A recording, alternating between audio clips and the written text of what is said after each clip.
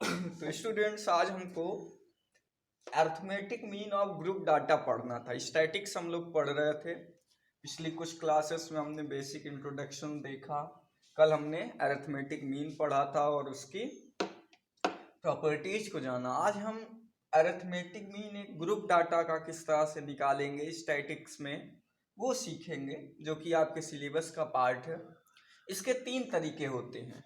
पहला तरीका होता है डायरेक्ट मेथड, फिर स्टेप डेविएशन मेथड और उसके बाद शॉर्टकट मेथड। ठीक है, ये 3 जो है आपको तरीके यहाँ पे सीखने को मिलेंगे। जहाँ पे आज आप डायरेक्ट मेथड सीखेंगे। ये 2 चीजें, ये क्लास 10th का आपका सिलेबस है। बोर्ड एग्जाम्स में इसी से रिलेटेड सवाल आता है आपका एक। यहाँ पे सिर्फ आपको क्लास 9th के सिलेबस में क्या पढ़ना है, डायरेक्ट मेथड से ही पढ़ना है। तो इसमें करते क्या है, ये बात आप सीखिएगा कि how to calculate the arithmetic mean of group data. मान लीजिए कल भी हमने इस बात पे चर्चा की थी। इस तरीके से आपको सवाल दिया रहेगा, 2 चीजें आपको दी रहेंगी। एक आपको दिया रहेगा ऑब्जर्वेशंस, एक आपको दिया रहेगा ऑब्जर्वेशंस और एक उसका दिया रहेगा फ्रीक्वेंसी। ठीक है, मतलब कितनी बार वो हुआ। तो ऑब्जर्वेशन मान लेते हैं x1 x2 x3, ऐसे आपको xn तक मिल जाएगा और यहाँ पे frequency f1 f2 f3 fn तक मिल जाएगी। तो इसको सॉल्व करने के लिए सबसे पहले आप फिर से ऐसी एक टेबल सॉल्यूशन में बनाएंगे। ये सॉल्यूशन टेबल है। सॉल्यूशन टेबल में 3 कॉलम आपको बनाना पड़ेगा। डायरेक्ट मेथड के लिए आपको 3 कॉलम बनाना पड़ेगा। एक कॉलम में, जो पहला कॉलम है आपका, उसमें आपको xi लिखना होगा, दूसरे कॉलम में fi लिखना होगा और तीसरे कॉलम में xi fi लिखना होगा। ठीक है, अब यहाँ पे आपका x1 है, x2 है, x3 है, ऐसे xn तक आपको डाटा दिया रहेगा जो भी आपके पास अवेलेबल हो। f1 f2 f3 कहाँ तक, fn तक आपको मिलेगा। तो जब आप xi fi निकालेंगे, ध्यान से समझिएगा ये हो क्यों रहा है। एक बार हम इसको मैन्युअली करके देखते हैं कि चलिए ठीक है, आपके पास कुछ डाटा इस तरह से प्रोवाइडेड है, आप इसका मीन बताइए सर। आपका 2 2 3 5 5 5 और 6 और 7 7 ऐसा आपको दिया गया है। तो सर इसका मीन बता दीजिए, इसका मीन बता दीजिए। तो मीन आपको कल सिखाए थे। अगर आप जनरली इसको करना चाहेंगे, ये डाटा आपको दिया गया है, इसका मीन आपसे पूछ लिया है, तो आप क्या करेंगे, इन ऑब्जर्वेशंस को आप जोड़ेंगे। तो ऐसे लिखेंगे ना, 2 + 2 + 2 जो भी है, 3 + 5 + 5 + 5 3 बार, फिर +6, फिर +7, फिर +7 बाई 1 2 3 4 5 6 7 8 9 चीजें थी, 9 ऐसा लिखेंगे, यही मीन होगा। पर वहीं अगर आप इस टेबल के अकॉर्डिंग करिए तो देखिए, आपका जो रिपीटेड वैल्यू है, वैल्यू 2 है, 3 है, 4 दिया नहीं गया है, 5 है, 6 है, 7 है, ये ऑब्जर्वेशन है जिसे xi नाम दे दिए। अब इसके बाद आपका fi, 2 कितनी बार था, 2 बार था, 3 1 बार था, 5 3 बार था, 6 1 बार, 7 2 बार। तो अब जब आप xi fi लिखेंगे तो जो आपने ये सम किया था वो देखिए, 2 2 बार जोड़ेंगे 4, यहां से भी क्या, 2 दूना 4, 3 1 बार है ना, 3 3 1 जा 3, 5 3 बार है ना, 5 3 15 हो जाएगा। 5 का यहाँ देखिए, 5 3 15। तो इस तरीके से जब हम 6 पे गए, 7 दूना 14, अब ये देखिए 7 7 14। तो सब जब इसको निकालेंगे, सिग्मा xi fi मतलब सम, इसका सम करेंगे तो यही सम जो आएगा उतना ही ये भी आएगा।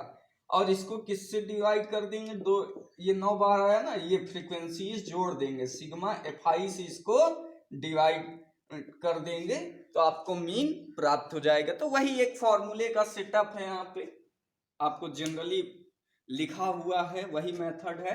तो यहाँ से आप x1 f1 x2 f2 x3 f3 ऐसे करेंगे और आपको xn fn मिल जाएगा। ये जनरल कैसे आप इसको सॉल्व करेंगे। तो यहाँ से आपको दो चीजें मिलेंगी, एक तो आपका ये हो गया सिग्मा fi i बराबर 1 से n, और एक सिग्मा i बराबर 1 से n के लिए xi fi। सिग्मा का मतलब होता है सम, जो भी यहाँ आया इन सबको आपने जोड़ लिया। अब मीन के लिए अरिथमेटिक मीन बराबर आपका हो जाएगा क्या, arithmetic mean is equal to आपका हो जाएगा sigma si fi upon sigma fi। कहीं कहीं आपकी किताब में इसी सिग्मा fi को n से भी लिखा होगा, कैपिटल n मतलब नंबर ऑफ ऑब्जर्वेशंस, ये आपको लिखकर दे देगा। तो ये आप फॉर्मूला लगा देंगे डायरेक्ट मेथड में और आपको मीन प्राप्त हो जाएगा। तो यहाँ तक आपको सीखना है। ऐसी एक टेबल आप बनाएंगे डायरेक्ट मेथड में, उसके बाद आप एक बार सिग्मा fi और सिग्मा xi fi निकालेंगे, उसके बाद आप इस फॉर्मूले को लगा देंगे, आपका काम खत्म। आपको सिर्फ इतना सीखना है क्लास 9th के सिलेबस में। फिर इसके बाद जो है जब आप 10th की बात पढ़ेंगे तो वहां पे सिग्मा xi fi दिया रहेगा, फिर आपको एज्यूम्ड मीन मानना पड़ेगा। शॉर्टकट मेथड में u निकालना होगा, ui जो कि डेविएशन है। तो वहां पे आपको वो सिखाएंगे थोड़ा सा, और इसी के आगे की बात होगी, नया नहीं आएगा वहां पे, यही के आगे आपको जोड़ना पड़ेगा कॉलम्स पर। पहले ये सीखिए तब उसको बनाना आसान होगा। तो चलिए इस पे कुछ सवाल कर लेते हैं, हम लोग कुछ क्वेश्चन सॉल्व करेंगे जो कि इसी पे आधारित है। आपको मीन निकालना है और उसको करने के बाद आप आसानी से आगे बढ़ सकते हैं। तो चलिए इसको मिटा देते हैं।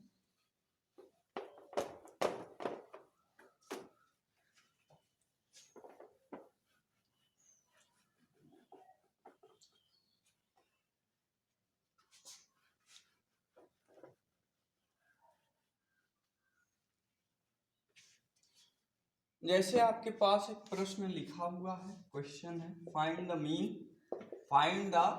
मीन, आपको मीन निकालना है ऑफ द फॉलोइंग डिस्ट्रीब्यूशन, दिए गए डिस्ट्रीब्यूशंस का आपको मीन निकालना है जो इस तरीके से दिया गया है। यक्स ऑब्जर्वेशंस आपको दी गई हैं और यह फ्रीक्वेंसी दी गई है। तो ये 10 जो है 7 टाइम्स आया, उसके बाद आपका 30 दिया है 8 टाइम्स, फिर आपका 50 दिया है 10 टाइम्स, फिर आपका 70 15 टाइम्स दिया है, और 89 10। ये आपका क्वेश्चन, इसका मीन आपको निकालना। तो आप टेबल कंस्ट्रक्ट करेंगे सॉल्यूशन में, जैसा भी बताया गया एक ऐसे टेबल आप बनाएंगे। आपके पास क्या क्या चीजें हैं, एक आपके पास xi है, एक fi दिया गया है, क्या है 10, इसका 7, 30 8 50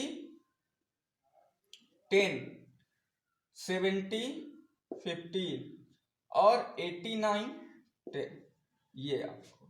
फिर इसके बाद xi fi है, तो ये मल्टीप्लाई होगा, 10 7 जा 70, 240 500, 15 7 जा 100, 5 और 0 890।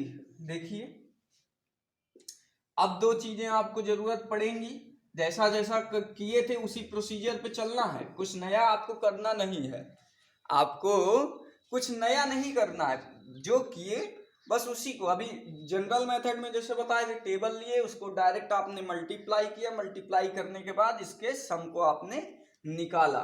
तो अब सम निकालते हैं। तो देखिए ये हो गया 8 7 15, 15 और 10 25, 25 और 15 40, 40 और 10 50। ठीक है, यहां से देखते हैं तो 0 0 0 0 0 हो गया, sigma x I F I है। उसके बाद फिर 9 9 5 14, 14 14 और फिर उसके बाद 4 14 4 18 18 और ये 7 18 और 7 कितना हो गया 25 25 का 5 कैरी 2 कैरी 2 हो गया। अब यहाँ पे देखिए तीसरे नंबर अंक पे जाते हैं तो 8 8 0 8 5 13 13 और 2 15 15 और 2 कैरी वाला 2 कैरी वाला आपके पास भी था ना, तो वो 17 बना देगा और 1। अब ये एक ही है 4 डिजिट पे, तो 1 1 2। ये आपका sigma x I F I आया। तो मीन कितना हो जाएगा सर, फार्मूला आप सीखिए, sigma x I F I upon sigma F I. यही आपने फार्मूला सीखा था, याद रखिए। इसी को लगा देते हैं, दोनों वैल्यूज हमारे पास आ गई हैं। 2750 अपॉन 50 0 0 कैंसिल, 5 5 जा 25, 5 5 जा 25। तो मीन कितना आ गया डाटा का, जो भी आपका ऑब्जर्वेशन दिया गया था इसका मीन आपका 55 यहाँ पे मिल गया।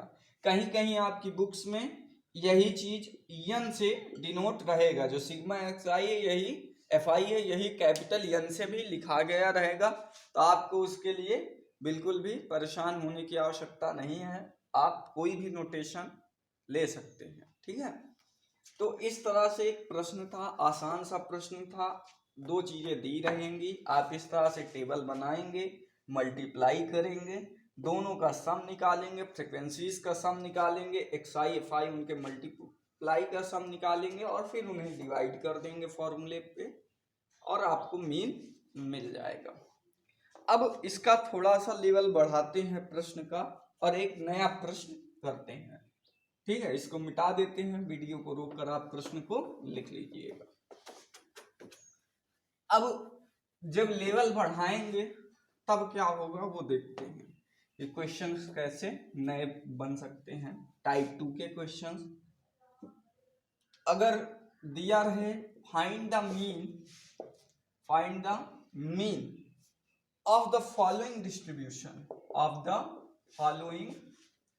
डिस्ट्रीब्यूशन, दिए गए डिस्ट्रीब्यूशन का आपको मीन निकालना है। Find the value of P. चलिए नया क्वेश्चन लिखते हैं, वो तो कर चुके अभी। Find the value of P, P की वैल्यू आपको निकालनी है। If the mean of the distribution, if the mean of the following distribution is 7.5, एक डिस्ट्रीब्यूशन दिया है, डाटा कुछ आपको दिया गया है जिसमें एक अननोन वेरिएबल आ गया, पी अननोन आ गया और आपको उसका मीन दे दिया, तो आपसे पी की वैल्यू पूछेगा। ठीक है, तो देखते हैं। एक यक्स है, ये वाई है, वाई से फ्रीक्वेंसी को डिनोट कर दिया, चाहे एफ लिखिए चाहे वाई लिख दीजिए, कोई दिक्कत नहीं है। 3 6 5 और इसके फ्रीक्वेंसी 8, 7 की फ्रीक्वेंसी 15, 9 की फ्रीक्वेंसी P, 11 की फ्रीक्वेंसी 8, 13 की फ्रीक्वेंसी 4। तो वही बात यहां भी करते हैं। क्या करेंगे सर, एक टेबल बनाएंगे, एक टेबल कंस्ट्रक्ट करेंगे ना, कर लेते हैं टेबल एक कंस्ट्रक्ट। ये दो चीजें आपके पास हैं, अवेलेबल हैं। क्या है, पहली चीज है आपके पास एक्स आई, दूसरी चीज है एफ आई। आपको समझ में तो आ रहा होगा देखिए इसका मतलब है कि ये 3 एक ऑब्जर्वेशन है। 3 आपको वहां पे एक नंबर लिखा होगा और 3 कितनी बार लिखा होगा, 6 बार। ये लिखने का मतलब ऐसा है कि 3 3 3 3 3 3, फिर 5 8 बार, 5 5 5 5 ऐसे 8 बार, ठीक है। और 8 टाइम्स ये दिया रहेगा, इसी तरह से 7 7 7 7 कितनी बार, 15 बार लिखा होगा। ये डाटा इस तरह से लिखा रहेगा। तो अगर आपके पास ये क्राइटेरिया नहीं है, ये जो हम स्टैटिक सीख रहे हैं, आप जनरल मैनुअल मेथड पे जाएंगे तो आप ऐसे लिखेंगे 3 + 3 + 3, फिर +5 + 5 + 5 8 बार, +7 + 7, फिर 9 बार, 9p बार, फिर इसके बाद 11 11 11 11। तो ऐसा करने में आपको दिन बीत जाएगा, ऐसा करने में आपको दिन। पूछेंगे आप कि सर पढ़ रहे हैं ये क्या फायदा, तो यही ना फायदा है कि अगर आप इस तरीके से करेंगे और उसको फिर गिनने लगेंगे कि हाँ 1 2 3 4 इतनी बार आया, फिर ये इतनी बार आया, उससे डिवाइड करेंगे, तब आपको एक ही सवाल करने में आधा घंटा लग जाएगा। स्टैटिक्स आप पढ़ रहे हैं तो देखिए सिर्फ 2 मिनट में आप टेबल बनाए, मल्टीप्लाई किए, डिवाइड किए, 2 मिनट में ये पूरा काम आधे घंटे का सिर्फ 2 मिनट में हो गया। तो यही तरीका आपने अपनाया। जब बड़ी डाटा वैल्यूज आपको मिली तो उसे इंटरप्रेट करने के लिए, उसके रिजल्ट्स को प्राप्त करने के लिए स्टैटिक्स का यूज किए, ठीक है। जब और ज्यादा वैल्यू बड़ी आ गई, जैसे अभी तो डायरेक्ट मेथड कर रहे हैं तो शॉर्टकट मेथड अपनाएंगे तो उसमें और आसान हो जाएंगी चीजें ना। तो इस तरीके से हम चल रहे हैं। तो मैं जो वैसे है वो आप समझ रहे हैं कि ये है क्या, एक्चुअल में यहाँ हो क्या रहा है, ये क्यों है, वो तो आप समझ रहे हैं। तो अब देखते हैं, अब बात करते हैं यहाँ पे। तो 3 दिया है 6 टाइम्स, 3 कितनी बार है, 6 बार है ना। ये वाई फ्रीक्वेंसी है, मतलब 3 3 3 कितनी बार आया होगा, 6 बार आया होगा। तो यहाँ पे XI FI लिखेंगे आप। तो मतलब अगर इसको देखेंगे, जब वहां पे आप जोड़ेंगे ये 3 3 3 कितनी बार, 6 बार, 3 + 3 + 6, तो 18 आएगा, आपको 18 मिलेगा। तो यहाँ पे भी क्या करेंगे, मल्टीप्लाई करेंगे, 6 3 जा 18। अब अगला जो है 5 8 जा 40 बना देंगे भाई 5 जोड़ने पे, और 15 105 हो जाएगा। 9 इंटू पी, अब भाई किसी भी अननोन नंबर में जैसे 2 इंटू x करते तो क्या लिखते थे, 2x लिखते थे। 7 इंटू k करते थे, क्या लिखते हैं, 7k लिखते। वैसे 9 इंटू पी कर रहे हैं, ये नंबर हमें पता तो नहीं है, तो ये 9p हो जाएगा ना, कुछ नया नहीं होगा, 9p हो जाएगा। इसी तरह 11 इंटू 8 करेंगे तो क्या हो जाएगा, 88 हो जाएगा। और 13 इंटू 4 करेंगे तो 52 हो जाएगा। इतनी बात आ गई। अब पी निकालना था, तो देखिए वही काम फिर करेंगे जो आपने सीखा है, यहाँ घबराने की जरूरत नहीं। कुछ लोग कहें अरे सर यहाँ पी आ गया, अब ये कैसे जुड़ेगा, क्या करेंगे, तो अभी जोड़ते हैं। जो प्योर नंबर्स है इसको छोड़ दीजिए, जो बाकी हैं वो तो आप जोड़ सकते हैं। जो बाकी की चीजें दी गई हैं वो आप जोड़ सकते हैं, तो उनको आप जोड़ लेंगे, ठीक है, उनको आप जोड़ लेंगे। अब यहाँ पे देखते हैं सिग्मा FI कितना आता है। तो देखिए 8 6 14, 14 दूनी 28, 1 29 29, ठीक है, 29 1 इसका दे दिया 30, और 7 37 37 और 4 41, 41 प्लस पी आपका रह गया, क्योंकि आपको पी पता नहीं था कितना है, पी की वैल्यू तो पता नहीं पी कितना है। तो पी 1 होगा 2 होगा, जो भी आएगा बाद में इस 41 में जुड़ जाएगा। जो नंबर थे वो पहले हमने जोड़ दिए। अब यहाँ पे सिग्मा XI FI निकालना है ना, सिग्मा XI FI जानते हैं कितना हो जाएगा सिग्मा SI FI। तो ये देखिए, ये तो 9p अलग रहेगा, जो नंबर है वो जोड़ देते हैं हम। तो देखिए 2 इसको दे दिए 88 को, तो ये 90 बन गया, 9 5 13 130 हो गया ना, 130 हो गया। इसका 100 ले लेते हैं, 130 और 100 ले लिए 230, और 5 इसका बचा है तो 235 हो गया। 235 में ये 40 ले लेंगे तो 30 40 70 हो जाएगा, 275 हो जाएगा। 275 इसको 20 मान लेंगे तो 295 जाएगा ना, और उसमें करीब जो है 3 कम हो जाएगा। तो जोड़ते हैं, फिर से देख लीजिए, ये ऐसे भी जोड़ सकते हैं आप। 8 है, 8 5 13, 13 और 8 21, 21 और 2 23, 23 का 3, कैरी आपका कितना गया 2, अब 4 1 5 5 5 8 13 13 5 17 17 और 2 18 18 तो 20 का 2 कैरी 1 2 1 3 303 आएगा आपका। और ये 9p आप जोड़ नहीं सकते हैं तो ये 9p अलग से रखेंगे। ये तो मैथमेटिक्स में आप एडिशन तो कर ही सकते हैं, एडिशन आप अपने से करिएगा अपने तरीके से जैसे आप तेजी में कर पाए। तो ये आपको वैल्यू मिल जाएगी 303 प्लस 9p।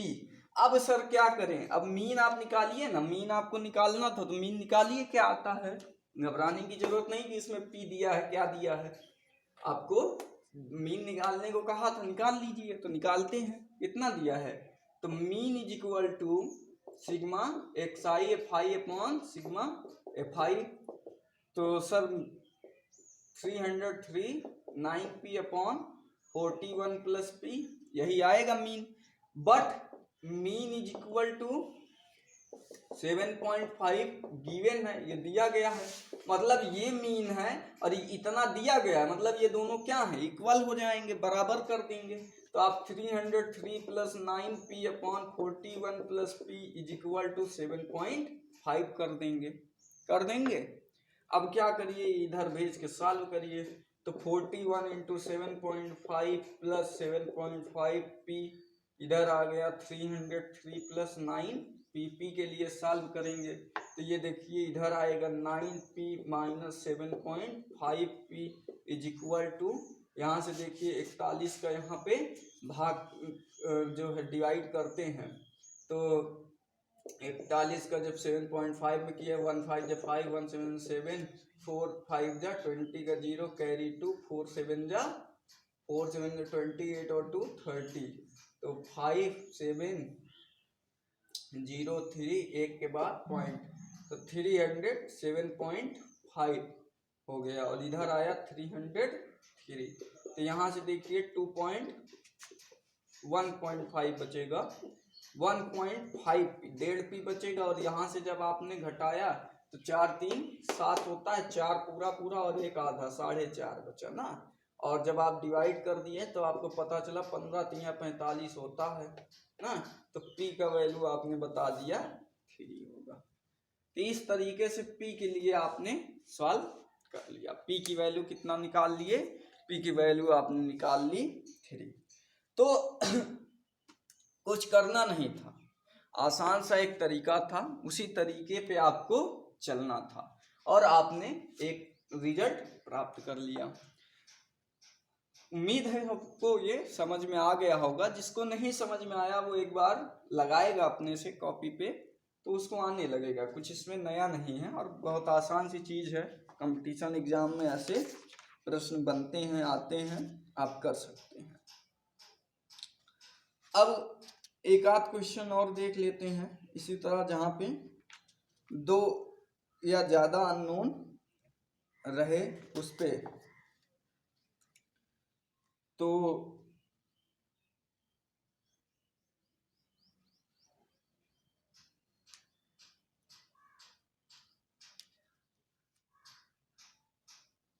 एक क्वेश्चन इस तरीके से लिखा हुआ मिला, find the value of p when the mean of the following distribution is 20 दिया गया है।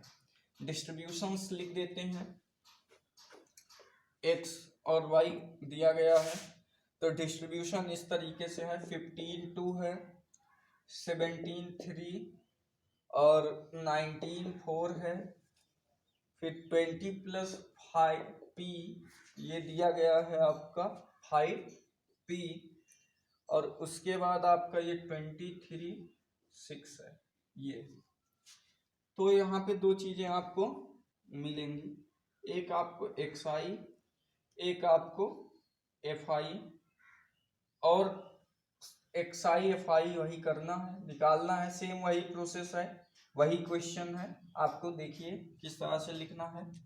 ये 15 है 2 बार तो 15 2 जा 30, 17 3 बार 17 3 जा 51, 19 4 बार तो 19 4 जा 76, 20 प्लस p कितनी बार 5p टाइम्स, देखिए 20 प्लस p है ये 5p बार है, तो ये क्या हो जाएगा 20 प्लस p इंटू 5p, यही होगा ना। आप चाहें तो मल्टीप्लाई भी करके लिख सकते हैं, p स्क्वायर के टर्म में आएगा, चाहे इतना ही रखिए। 23 6 टाइम है, 6 3 जा 18 1 और 6 2 जा 12 1 13 138, ठीक है, इतना आप कर लेंगे। अब क्या करना है, कुछ नहीं, इसको जोड़ दीजिए। तो 2 3 5 5 4 9 9 6 15 15 प्लस 5p, कोई दिक्कत। उसी तरह इसको जोड़ दीजिए, तो भाई 138 है, ये देखिए 1 6 7 7 8 15, कैरी 1 3 5 8 1 9 9 7 9 7 16 16 और 3 19 9 कैरी 1 और 1 1 2 295 plus 20 plus p into 5p, ये हो जाएगा, ठीक है। अब मीन आपको निकालना है, तो यही मीन आपको निकाल लेना है। तो किस तरीके से निकालेंगे, sigma xi fi upon sigma fi से आप मीन निकालेंगे। तो आपको ये प्राप्त हो जाएगा कितना, 295 plus 20 plus p upon 5p upon 15 plus 5p, यही मिल जाएगा। अब आपको मीन दिया गया है, but mean is equal to 20 given दिया गया है। तब आप क्या करेंगे, जब 20 दिया गया है तो दिस इम्प्लाइज यही वैल्यू 20 के बराबर हो जाएगी, 295 plus 20 plus p into 5p upon 15 plus p is equal to 20। इसी को आगे सॉल्व करिए, तो 295 प्लस 5 इस पे मल्टीप्लाई करिए, तो 5 20 जा तो 100 हो जाएगा, 100p plus 5p square is equal to, ये इधर जाएगा तो 15 2 जा 30 300 और प्लस 20p, ठीक है, इतना सॉल्व कर लिए। अब आपके पास देखिए 5p स्क्वायर इधर से 20p इधर आया, तो प्लस में 80p बचेगा आपके पास, और 300 इधर से आया इधर, तो आपके पास -5 बचेगा बराबर 0। 5 से डिवाइड कर दीजिए, तो p स्क्वायर प्लस 5 से जब डिवाइड किए तो 5 1 जा 5 और 5 6 जा 18 और यहाँ से 1, ये आपको p स्क्वायर में रिलेशन मिल जाएगा, p square plus 16p minus 1 is equal to 0। अब यहाँ पे आपको क्या करना है, इसके लिए p की वैल्यू निकाल लेंगे, सॉल्व कर लेंगे क्वाड्रेटिक इक्वेशन। तो इस तरीके से एक क्राइटेरिया था जिसे आपको सॉल्व करना था और आपकी वैल्यू आपको मिल जाएगी। तो आप तरीका देख सकते हैं कि कितना आपको करना था, किस तरीके से सॉल्व करना था, वही तरीका है जो आपके पास पहले से अवेलेबल होगा, ठीक है, और उसी तरीके के आधार पे ही आप सॉल्व करते जाएंगे। तो अब इसको रफ कर दे रहे हैं, आप कर लीजिएगा जो भी सॉल्यूशन होगा।